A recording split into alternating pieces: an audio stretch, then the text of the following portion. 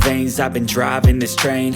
Years in this lane, there's no stopping this flame. Cause I came to the game and I changed it to play how I like, rearranged it to my own domain. Yeah, I got what it takes, made lots of mistakes, taking shots, skipping breaks, feeling hey guys, welcome back to the channel. You guys are going to be seeing our experience out at No Prep Kings, Minnesota at Brainerd International Raceway. It's our home track, and some of you that follow our social media have already heard of what happened. But to continue on with our series of the Thrash to make it to No Prep Kings, we're going to continue on and let you guys experience it as it unravels. So I won't sugarcoat it. The ending kind of sucks, but you know, if we're going to show what happens with all the good times, we're going to show what happens with the bad. So thank you guys for watching and subscribing. Please make sure you hit that subscribe button. Give us a like if you appreciate the videos, and let's just roll right on into this. Morning, everyone. So we are heading up to Tech. It is Friday morning for the No Prep Kings. I'm trying to get through. It is kind of laid out very poorly on how we're getting through here in the pits, but we're gonna make it down here. The tech portion of everything is down on our normal scales, and we have to go down and make sure we're gonna make our minimum weights, make sure everything's good. They're actually using pretty much like an NHRA tech procedure for this. So I'll video when we get up here, show you guys what's kind of going on, and show you what's happening when we get back to the pit.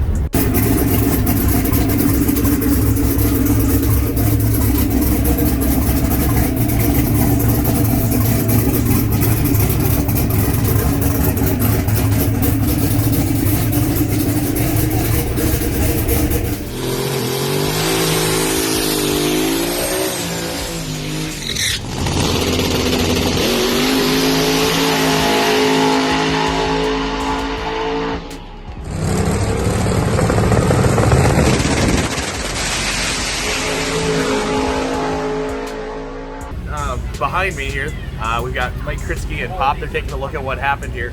As we were going out, we were going down track, and the repairs we made on the carburetor, they didn't want to hold. It held about 31.5 pounds, and then it blew it off. And we know at 30 pounds we're making over 2,700 horse. So it was like a 27 or 2,800 horse, you know, stud. So we're gonna go ahead.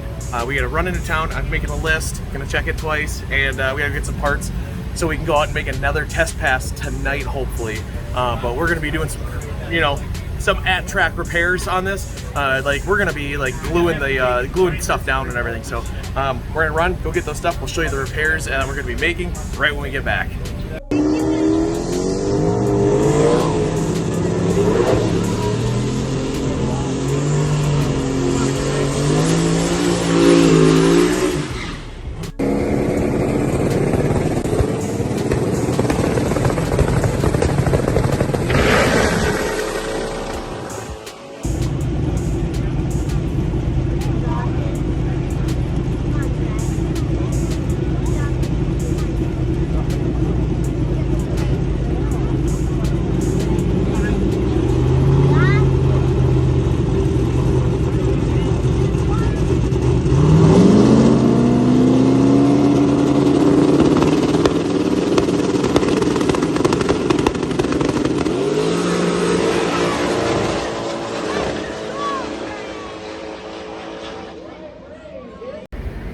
Hey guys, so as you hear, voice is shot again.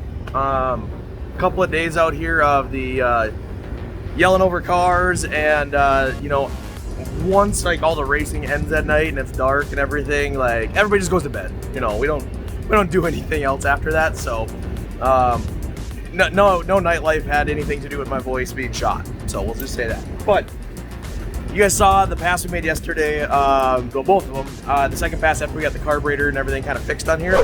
We were in a Thrash because they were going to close the staging lanes, and we had to get up there to make one test hit for today. So I want to show you what we had to do to kind of repair the carb in at the track, and then over the next week or two when we are going to be doing some more maintenance on the car, we're going to show you another video. We're going to come up with some new ideas on making this better. This is all a learning deal for us as well, so we're going to bring you along with it. So let's take a look. So come around here. you see a big old chunk of steel here and a bolt that is probably not the straightest right now, but it is clamping it down to the carburetor. I had to make 4 of these here at the track. Inside the trailer right now, there's all kinds of grinding and cutting dust from that, so we gotta get that fixed. So here's another one. You see, they are not pretty. I am not saying these are pretty at all. Actually, that one looks a lot better. This is the number 1 bestest one. All right. Other than that, we also took and we replaced the stud up here. The stud was starting to pull the actual, because it was the hollow stud, as you guys have seen in the earlier video. The top piece was starting to pull the threads out of it, so that stud was no longer going to be good. So we went back to a bolt just to keep it down for the weekend. And then we also used everybody's favorite right stuff. We right stuffed this to the carburetor as well and let it set up. So like that thing should be good for like 50 pounds of boost, hopefully. No, it's a really good pass. This being a no time event, I'm not going to say too much on what the times were that we ran, even pedaling it and such. But what I can tell you is we were, you know, in between a 108 to 109 60 foot on no prep there, so it was really fun. So I'm gonna go ahead, we're gonna get this fired up and get ready. We have eliminations today, and we're gonna have to go do a chip draw and everything, so stay tuned and hey, enjoy the ride, because it is it's just a blast even being here.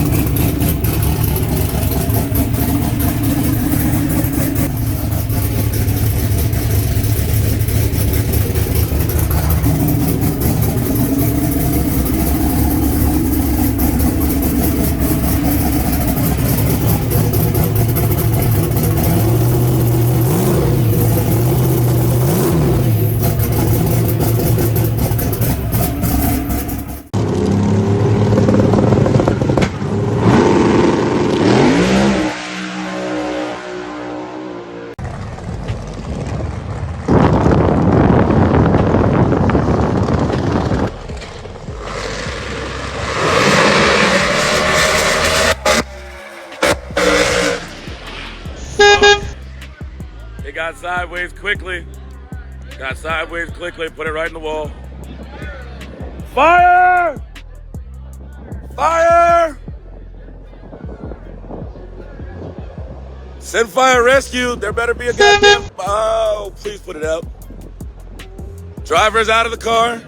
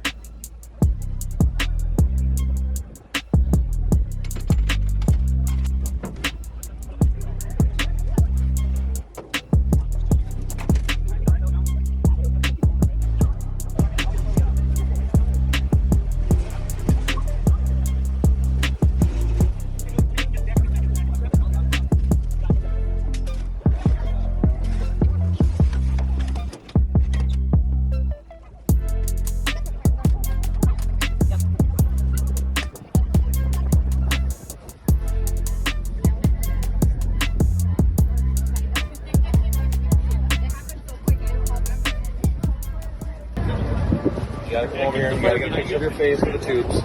Ah, No, it's for your tubes. my tubes. It is. Okay. You're gonna want to use it later. So, thank you guys. I was just in a wreck. We don't know what happened quite yet. We're gonna go ahead and look at data, take a look at everything on there, and we'll get some footage up. You guys can see it here. But we're gonna be done for a while with this car. We'll probably have another car that we have in the stable coming up on the channel soon. But the bad influence car is gonna be down for a little while we figure out what we want to do to rebuild.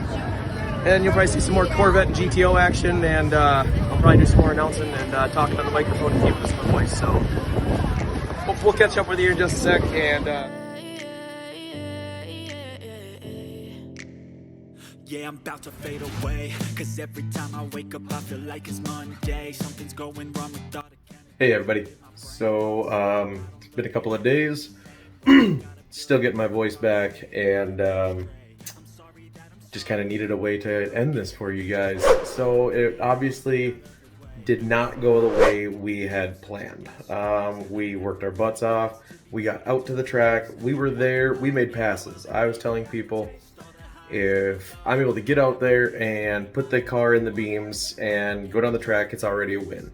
So if we look at it that way, we already won. We did great. We got out there and we did what we needed to do.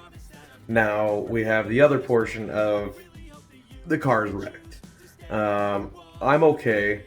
And I thank everybody for reaching out and sending me messages and checking on me and text messages. And some people, I'm like, I don't know how you got my phone number, but you know, it was I appreciate it. I really do. You guys have been just amazing. I did go to the doctor. I did get second-degree burns on my nose. What had happened was when the car hit the wall and it coming across the track, I couldn't see, and out of instinct, I flipped my visor open. Just to try to see, and then the methanol lit and came up and then ended up burning me. So all my other safety equipment did exactly what it was supposed to do. I had fire up to about my waist as I was sitting in there, and I have no burns on my lower body. So very, happy with that. I'll put here, I actually I bent the steering wheel, and that was from my hand. You see when the car hit the wall, my hand was still on there. It hit the button and threw the parachutes out, and that bent the steering wheel all the way around and was not good. So as of right now, I'm actually editing the video that you guys are going to be seeing Friday morning, and it's Thursday night, so we got thunderstorms going on right now. I do not have the car out of the trailer, but what we have seen is that the fuel cap had come off during the burnout. My guys say they put the cap on, so I'm not going to second guess them. But it doesn't sound like they've got it to go all the way down and seal against the O-ring. So it went on there. Well, the long burnouts that we're doing for the big tire stuff, it had vibrated loose and fell off. Now people are saying that the crew in the other lane picked up the cap and everything. And I've seen that they did on there. Now, is that a reason to go yell at them or anything? No, because what they did is they looked at that cap and said, hey, is this from our car? No, it's not. It could have been from the car that went down before us or anything, so they didn't say anything. Am I upset with that? I wish they would have said something to the starting crew on there, and we could have taken our 2 minutes, but at the same time, they're thinking about their program, not mine. So I completely understand that. I likely would have made that same call on there and go, well, it's not for mine, not thinking about it could have come off the car in the other lane. So, is it a crappy situation? Yeah, it is. But we're going to rebuild. We're going to be back, and we'll get back out there. So when we get the car inside, we'll start getting some more videos up. Thank you guys for watching and subscribing and following along this whole build Thrash and getting back out there. And make sure you visit the website, pick up a hat or shirt, because all of that is going to help us with this rebuild. And until next time, guys, be safe out there. Ice in my veins, I've been driving this train. Years in this lane, there's no stopping this flame. Cause I came to the game and I changed it to play how I like, rearranged it to my own domain. Yeah, I got what it takes, made lots of mistakes, taking shots, skipping breaks, feeling lost,